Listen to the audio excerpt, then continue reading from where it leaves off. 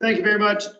I'm Barry Melfors, the chairman of the policy committee for this Department of Disabilities and Special Needs meeting that we're having today, which is, of course, December 15th. And we're sorry we're a little bit late, but we had a little bit of technical issues and we want to make sure everybody's here that's on the committee. So I'm going to officially call the meeting to order now at 3:08, I would think it would be. And we're going to have the statement of announcement read by Ms. Lori Maness, if you can. I can. A meeting notice announcing the date, time, and place of the December 15th, 2021 Policy Committee meeting was distributed December 14th, 2021 to appropriate media and other groups or individuals who have requested notification. The announcement and agenda were posted at the Department of Disabilities and Special Needs Central Administrative Office and on the website. The public has been notified that accommodations such as interpreters, mobility assistance, or other assistance will be provided to individuals with disabilities and special needs if requested in advance. Thank you very much. The next item on the agenda is the invocation, which I'll give very quickly. Dear Lord, thank you for allowing us to be here again to do your business and our business through the Department of Disabilities and Special Needs and the Policy Committee.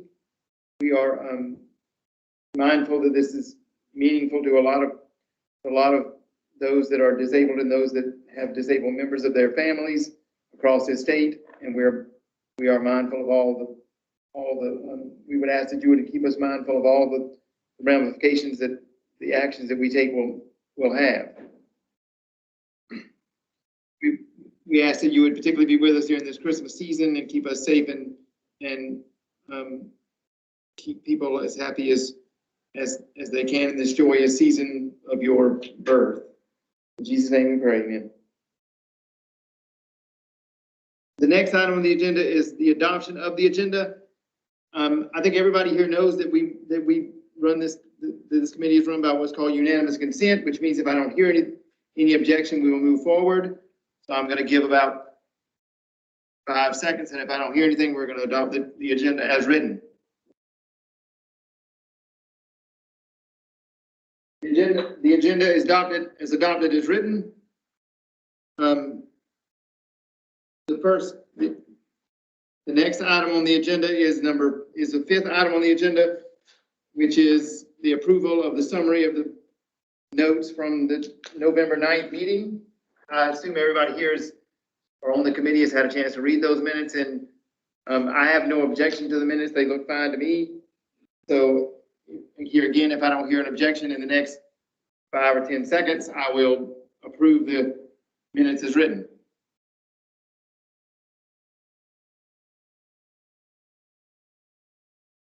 Okay, the minutes are approved as written. The next item on the agenda is part of our old business, which is the one that we discussed last month in detail about the individual with the criminal justice system. The staff has recommended that we mark this policy obsolete after extensive review and based upon our conversations last month. All of the relevant items that's in this policy are already in other policies, and the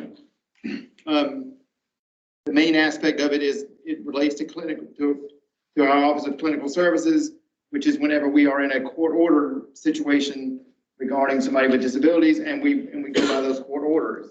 And so that's the primary way in which we'd be involved, anything to do with the criminal justice system, and that's what the way the majority wants to keep it. So, or we all should keep it anyway, so that we don't get involved with the criminal justice system as little as possible.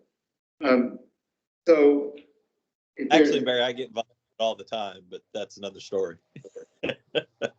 Well, I know, but that's kind of your job, man. It is. It is. That's true. You do, because you're a lawyer that does that. That's true. So, I guess what I mean is, anyway, we won't go into that. The next Anyway, just a little we're gal. trying to mark this obsolete, so if nobody has an objection, that's what we're gonna do. But what are you saying, Gary? I was just trying to make sort of some a bad joke there. I apologize. Oh, go ahead. It's fine. It's fine. No problem. I didn't hear it. I might have been funny. I don't know. But anyways, if nobody has an objection to making this policy obsolete, that's what it's going to be.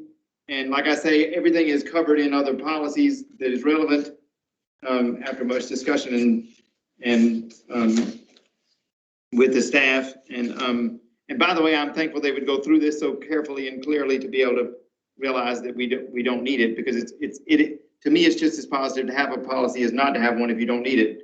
And we shouldn't have ones we don't follow or don't need. So to me, it's very important to make them obsolete, which is why we have an obsolete policy list that obviously this will go on. So if I don't hear an objection, this is going to be made obsolete. I'll give you about 5 more seconds and then we're going to be done.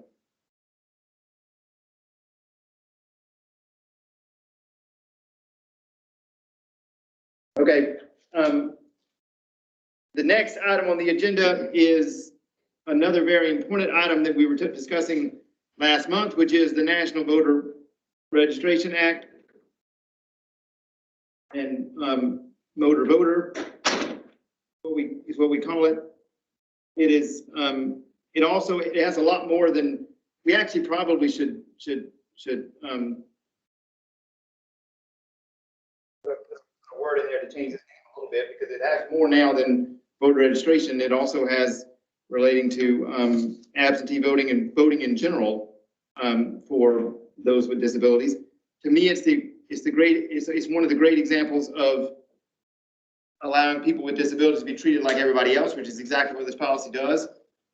It makes it to where, well, it doesn't make it to where, it just points out the fact that in the law, everybody is treated the same when it comes to voting, as anybody else would be regarding assistance they need and things of that nature. It's a very thorough, very well-written policy, it seems to me. And I'm not sure, I'm sorry, I don't know your name that actually helped us with this policy. I'm Janet Priest. Well, you did a really good job with it, I want to tell you, I thought. There's obviously a lot of detail in here about what the law says about registration and about how you can get help and who can get help and who cannot get help and who can help and who cannot help. Obviously, it has to do with the people that cannot help are those that are providers, and the people that can't help are their people at the polls or people that are friends of theirs, them to vote if they need to vote, but they also need to ask for assistance just like anybody else would. It actually, truly, it treats everybody like everybody else, which is exactly what we would, in my opinion, what we would strive to do. If we approve it here today, it's going to go out to public comment. I would be, when it does go out to public comment, I'd be very mindful that that it looks very good like it is, and so I'd be very careful to change anything in public comment. But I would ask that Lori would let me know if there was anything that anybody wanted to change regarding this policy, because it would have to be some sort of mistake in order to change anything, because it's based on the laws directly, as you can tell from looking at it. So, and obviously no public comment is going to change any law. So, so here again, if we don't have an objection, it's going to be approved as is. I've read it in detail and I like it. So,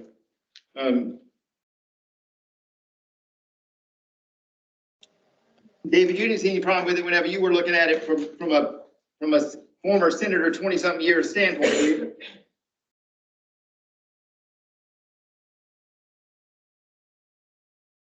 Okay. You're our former senator, so that sounds good from you. And a very good senator as well. Not just a senator, a very good one in your time as well.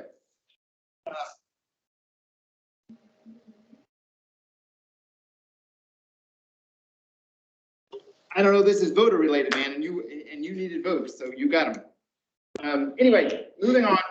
This policy is approved as written, again, unless I hear an objection in about 5 seconds. No objection. I would also just like to commend staff. I think it's very well written. And just so you know, I cannot hear at all. You can't hear David at all, or you can't hear me? I can hear you just fine, Barry. I cannot hear David at all on the phone coming through the He system. he just said it was fine with him. I'll keep that in mind. If he says something, I'll let you know what he said. Thank you. And David, feel free to say whatever you want to, and I'll repeat it for him since we can't have, since I think you understand, David, you're only here in the room, not, we couldn't get you on for some reason on the,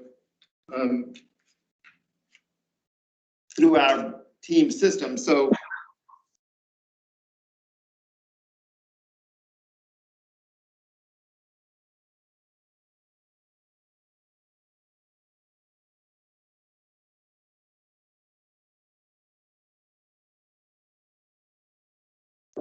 I don't know why, but anyway, but I'll repeat what you say if it's necessary.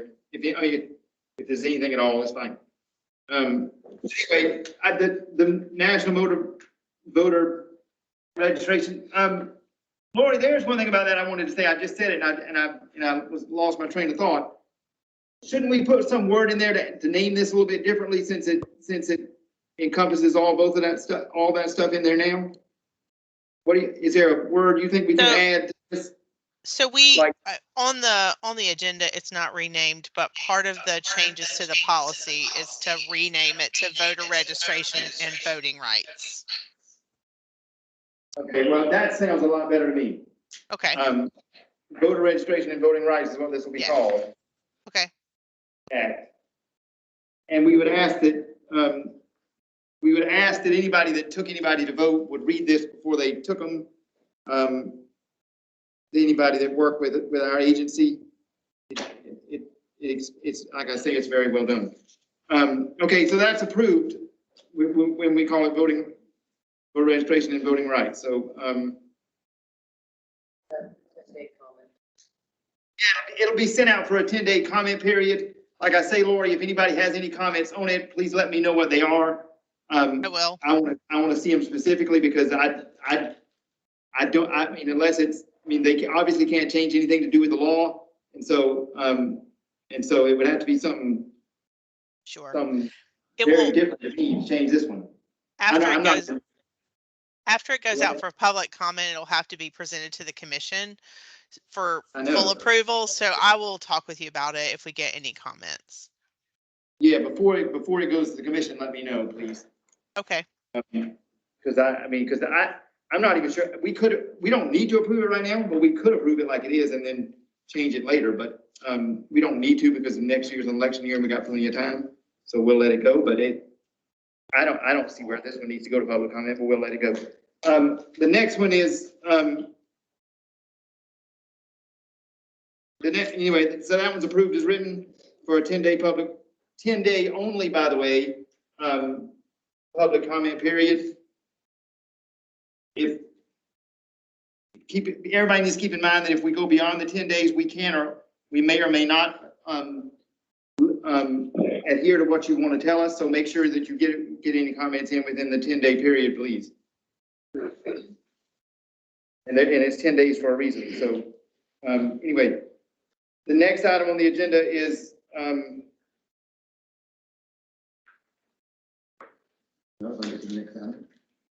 New business. sorry, it's new business. Okay, all right. The next, I was looking down there to see if there was something else. The next item on the agenda is number 7, which is new business, which is the telecommuting policy and procedure. This has really been, it was delegated to staff, obviously, and due to its and due to the nature of it, it will not be put out for public comment. There's absolutely no reason for that. It has no, I mean, the public has no relevance to this policy. So it'll be delegated to staff, and we'll go from there. It actually is pretty well written, right, like it is right now. It's for those that know it, want to know, it's 413-10-DD. And that's, I don't have any additional objection to anything to do with this policy either. Does anybody have anything to say about this one? If not, we're gonna approve this. I mean, we're gonna put this out to public comment. I'm sorry, this is no good to public comment. Where's my mind? I'm sorry. We're not putting it out to public comment, but we are gonna bring it to the commission for approval. Yes. I'm sorry, tomorrow. Oh, my mind is not that bad yet. I'm only in my early 50s.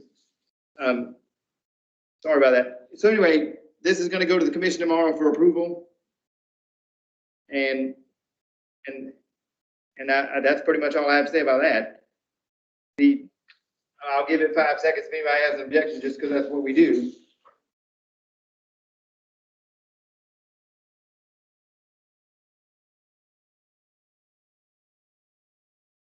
Okay, this one goes to the commission tomorrow. The next item on the agenda is the guidelines, is work hours policy and procedure for in the guidelines for hours of operation. This has primarily been worked on because of the telecommuting policy.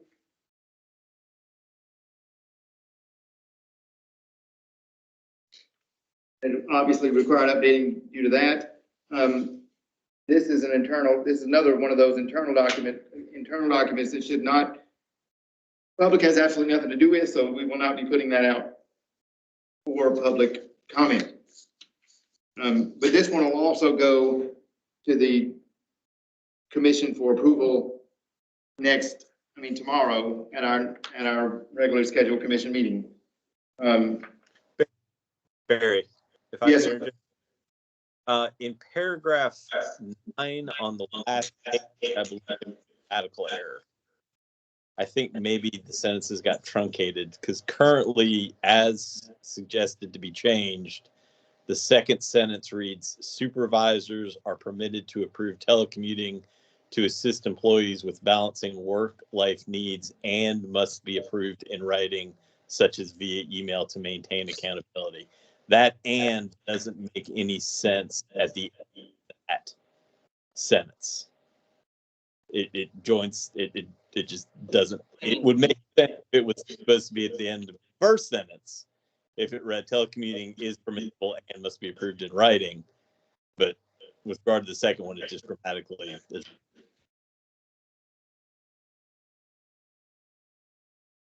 So it's just connecting the two sentences together. I understand what it's trying to do. I'm just saying grammatically that's wrong. Grammatically that's wrong. Okay. You can't connect those two sentences together. We can fix that. I think maybe it was intended to connect onto the first sentence and not the second sentence, because that's where it would make sense. Okay, gotcha. But that may be. Okay. I'm sorry, I didn't notice that.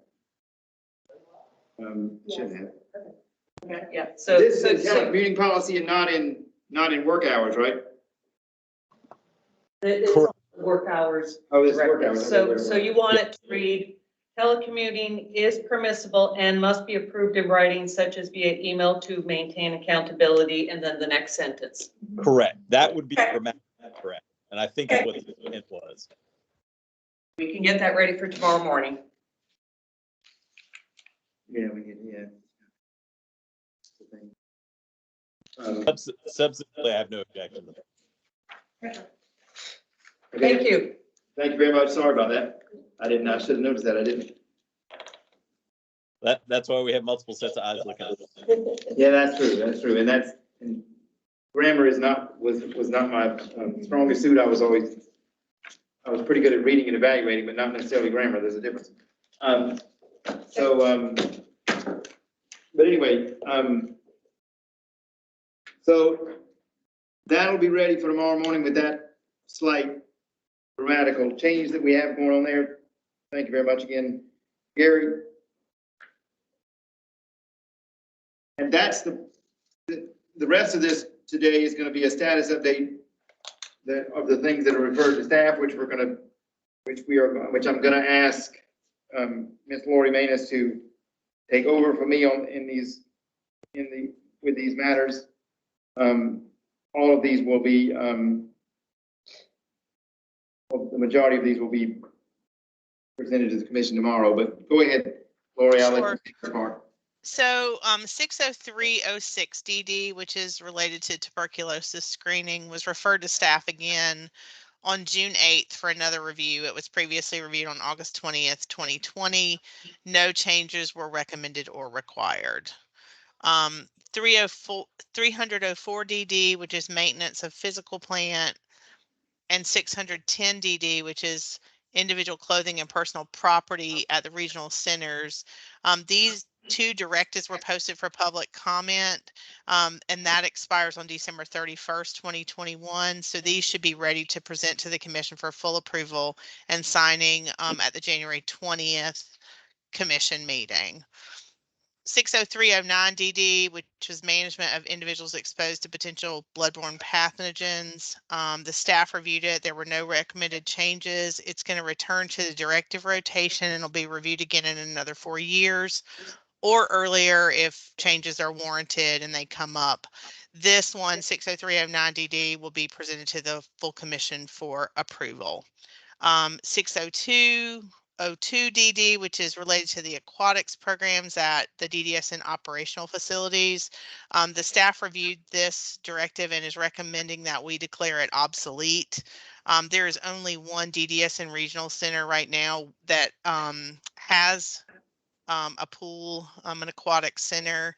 So since it's only applicable at that one regional center, it was determined that we would incorporate this into the facility as an internal procedure. So we plan to also recommend to the full commission the declaring 60202 DD obsolete.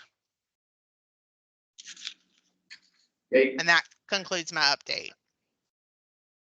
Okay, I have no problems with any of those things you just said. We don't technically vote on this, but if anybody else has anything to say about any of those, anybody on the committee, I'm sorry, has anything to say about any of those, please let me know. Otherwise, I'll move on to the last item on the agenda, which is really not an item. So, so we're going to be done with this quite quickly. So, which is good. So, if nobody has anything else to say about these, I'll give it just a few minutes, just a few seconds. If we have a delay or something. Never know about this technology, about delaying and stuff, so I'll give it about 10 seconds and then we'll move on.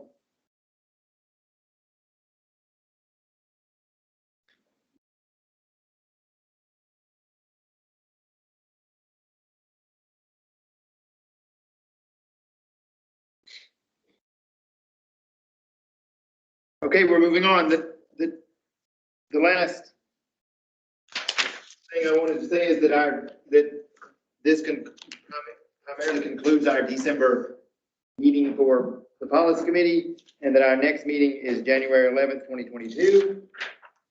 And at least our next scheduled meeting is January 11th, 2022, and we will have obviously other policies to discuss at that time. And for those that are listening again, we'll have several of these policies up for the board's approval tomorrow for our regular board meeting, which is at 10 o'clock in the morning. And will that 3 on the 11th, Barry? What? Will that be at 3 o'clock in the afternoon on the 11th again? That's right. That's what, I'm sorry. Yeah, 3 o'clock in the afternoon is what we normally do unless there's some reason to change that. Obviously, there's time if we need to, so you can just let me know if you need to be 3:30 or something like that. I don't have any problem with that. I don't want to do it before, I don't really want to do it before 3, but we could do it a little after if we needed to. It depends on how heavy our agenda is, but we should be fine. We're doing very well with our agendas nowadays, and Lori is doing fine with and the other people that help her is doing fine with this situation. And so overall, we're very happy with how the policy committee is going this time. So the only other thing I will say is that it is December 15th. And that means for those that cannot listen to us tomorrow, I would like to say Merry Christmas to all and happy holidays as well, but there is a difference between those two things. So it's not just happy holidays, it's Merry Christmas. So thank you. Thank you, sir. Appreciate it. Thank you, Barry. See you tomorrow. Thank you, guys.